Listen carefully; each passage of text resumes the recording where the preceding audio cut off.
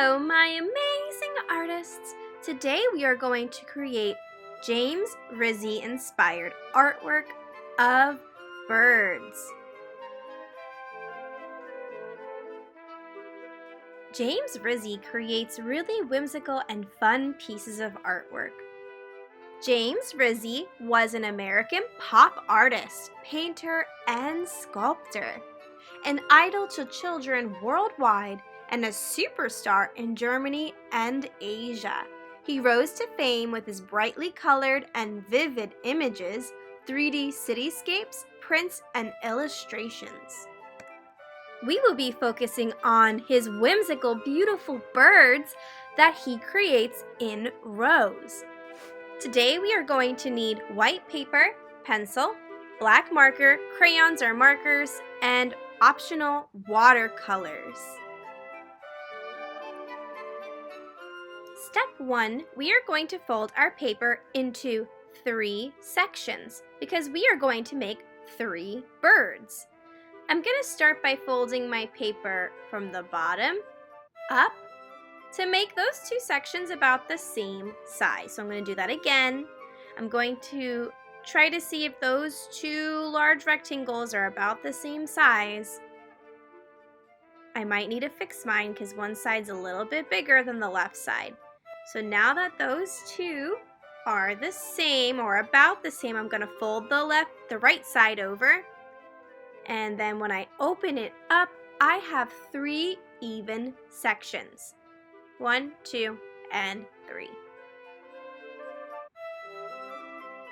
Now we're going to start by drawing our bird in the left box. So the left section. I'm going to start by using a pencil, and later on I can trace with a marker.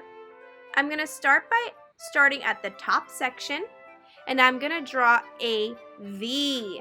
That's going to be for the beak of my bird. Now I'm going to make the head, so I'm going to start on the left side of the V and go up and back down again and attach it to the top of the right side of the V. I'm going to make 2 ovals for the eyes and circles in the middle. I'm going to color them in. You can pause at any time if you need to stop and go back and fix anything. Now I have 2 circles for nostrils of the beak so I can tell it's a beak, and 1, 2, and 3 lines for his hair on his head. Now starting on the left, I'm going to start making the body. I'm going to start tracing it around to kind of see where I want to go. So I go down, up, and then a little loop at the top for the tail.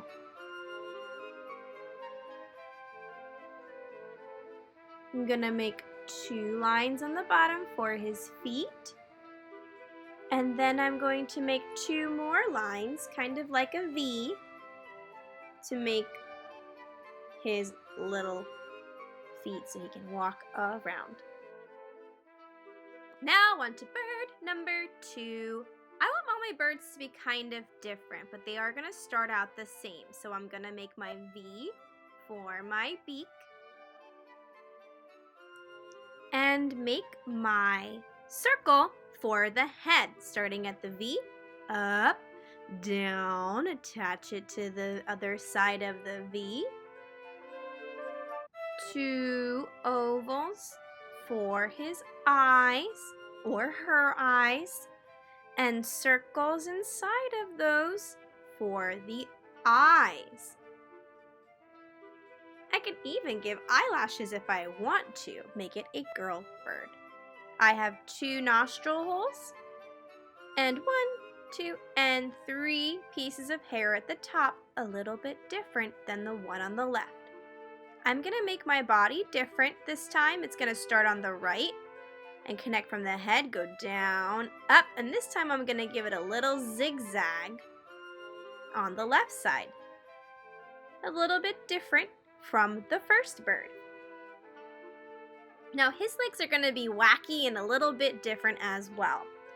One went straight up and then to the side, and then I can make his little feet, and then one goes straight down. Don't forget to pause if you need some extra time to draw. Now we're going to move on to our last bird. I'm going to start again with the letter V for the beak.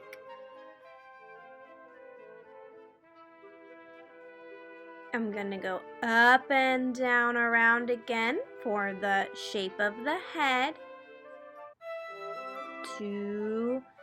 These look more like circles for the eyeballs, and then color in the eyeball. 2 dots for the nostrils, some hair at the top. Now this time my body's going in the same direction as my first bird, down, up, and this time I'm just kind of ending it with the letter V for the tail. My legs are going to be super wacky this time, and I have an angle at first for the first leg, and then the second leg is straight. And then I can add my feet on there. Kind of looks like he's doing a little dance.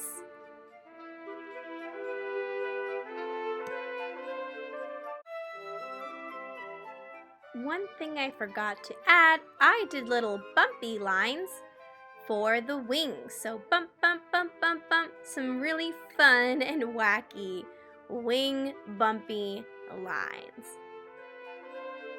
Our next step is to trace the birds with a black marker or any kind of dark marker or crayon that you have. So I'm going to go ahead and I'm going to trace all of my pencil line with the marker.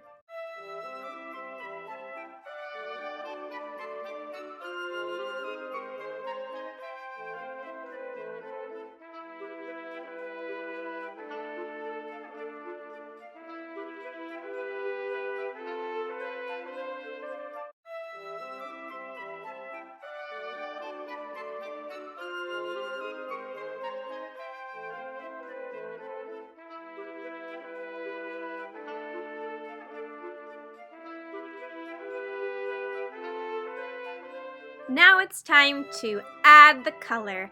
I'm using Crayola crayons, and I'm going to choose different colors for each bird because I want each bird to be a little bit different since they're drawn a little bit different from each other. So I'm going to go ahead and choose those colors and get them ready so that when I'm starting to create, I have it all set up for myself. I'm going to start with my first bird on the left. I'm going to color it by tracing the inside of the black line. So I'm going to start by doing that with my yellow. Some parts I might not add. I'm just going to add kind of a random design of color, but I want to make sure I'm coloring to the best of my ability and using good craftsmanship. Craftsmanship means working to the best of your ability. So in this case with my crayon, I want to make sure that I'm coloring all of the white space and really making sure I'm not scribbling my artwork. Now that I outlined with my yellow, I'm going to go in with my orange, and then I'm going to color the orange next to the yellow.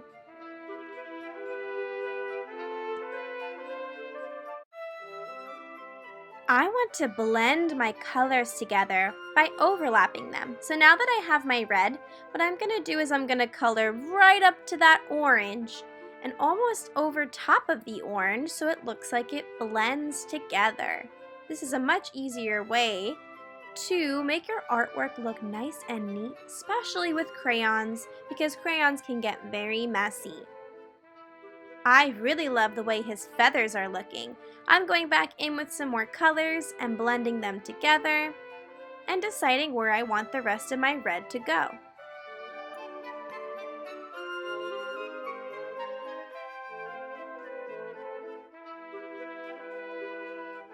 Now on to bird number 2. I have my colors ready to go, and I'm going to start coloring just like I did with the first bird. I'm going to outline the inside with my first color and then continue adding my other colors.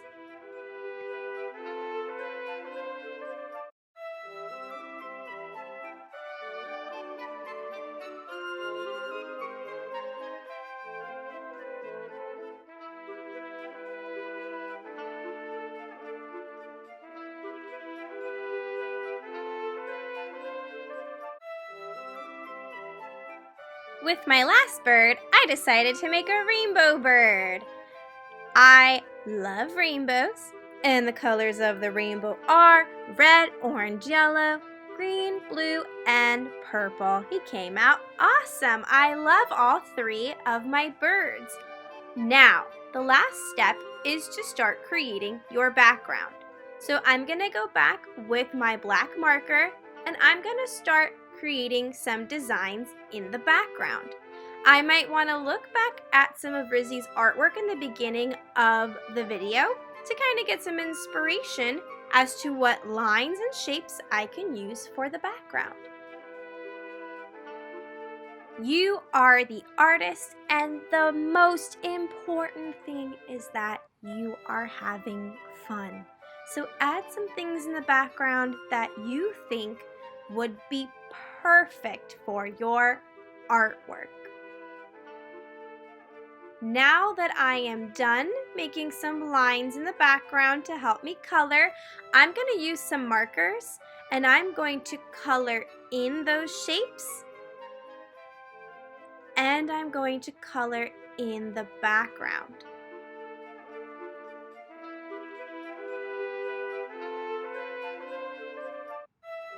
I made it fun while coloring in my background, and I decided to choose a color, and I would color in each section 3 different times on my paper. So I'm going to start with my purple, and I'm coloring in just the side of the bird next to the flower. Then I choose another spot. I color in just that one part, and then again on the right. Now I put that marker away, get a new marker, and then I'm going to color in different parts of the background. I'm not thinking too much about it. I'm just going to make sure some colors aren't touching. So I don't want all the purple or blues to touch. I want them to touch a different color. So there again, there's my pink. And I have a light mint blue next to my green. I really like how fun it is to fill in the different shapes. I think it really makes the artwork look like it pops off the page. Here's some bright yellow to fill in the extra spaces. And some dark green. And my mint again. This part is optional. I can outline all of the shapes of the bird to really make the bird look like it's popping off the page and it's a nice cartoon character. I personally really like the way this looks when you outline your lines a little bit darker. Now you can use any materials that you want to for this lesson. Again, I did say that you can use watercolors, so if you wanted to watercolor your birds or the background, but I do understand that everybody has different kinds of materials, so that's okay. Just use what you have. You really only need crayons and a white piece of paper for this lesson. So I'm going to continue working until my artwork is all done with tracing over those black lines.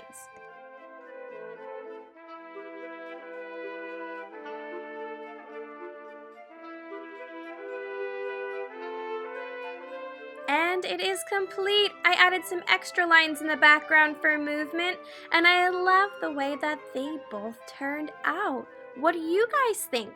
I cannot wait until you start creating your awesome project and make some awesome James Rizzi inspired birds. Have fun!